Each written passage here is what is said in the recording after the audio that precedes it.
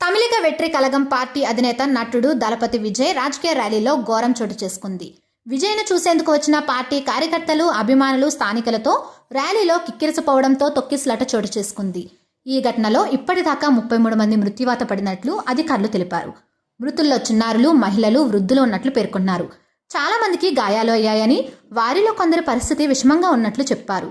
తమిళనాడులోని కరూరులో నిర్వహించిన భారీ బహిరంగ ర్యాలీలో జనం మధ్యాహ్నం నుంచే బారులు తీరారు. చాలా మంది 6 గంటల ముందే ఆ ప్రాంతానికి చేరుకుని విజయ రాక కోసం ఎదురుచూస్తున్నారు. ఈ నేపథ్యంలోనే విజయ రాక ఆలస్యం కావడంతో జనం తీవ్ర అవస్థలు పడ్డారు. ఈ క్రమంలోనే జనం మధ్య తోపులాట జరగడంతో తొక్కిసలాట చోటు చేసుకుంది. భారీగా వచ్చిన జనాన్ని కంట్రోల్ చేయలేక భద్రతా సిబ్బంది చేతులెత్తేశారు.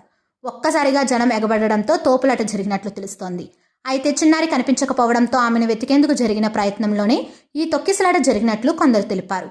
కరూరులో కార్నర్ మీటింగ్ నిర్వహించేందుకు టీవీకే పార్టీ పోలీసుల వద్ద అనుమతి తీసుకుంది. 10,000 మంది కోసమే అనుమతి ఇవ్వగా విజయ్ ఫ్యాన్స్ అనూహ్యంగా తరలివచ్చారు. మీటింగ్, ర్యాలీకి 2 లక్షల మంది వరకు వచ్చినట్లు సమాచారం. అంతమందికి సరిపడా స్థలం లేక తొక్కిసలాట జరిగినట్లు తమిళ మీడియా ఛానళ్లు చెబుతున్నాయి. 33 మంది మృతుల్లో 6 చిన్నారులు ఉన్నట్లు పేర్కొన్నాయి. కరూరు తొక్కిసలాట ఘటనలో 33 మంది మృతి చెందిన విషయం తెలిసిందే. కాగా పుష్ప 2 విడుదల సమయంలో హైదరాబాద్ సంధ్యా థియేటర్ వద్ద జరిగిన తొక్కిసలాటలో ఓ మహిళ మృతి చెందారు. ఈ కేసులో హీరో అల్లు అర్జున్ను అరెస్ట్ చేయడం అప్పట్లో సంచలనం రేపింది. తాజా కరూరు ఘటనలో 10ల సంఖ్యలో ప్రజలు మృతి చెందడంతో విజయ్ను కూడా అరెస్టు చేస్తారా అని రాజకీయ వర్గాలు చర్చించుకుంటున్నాయి. దీనిపై మీ కామెంట్.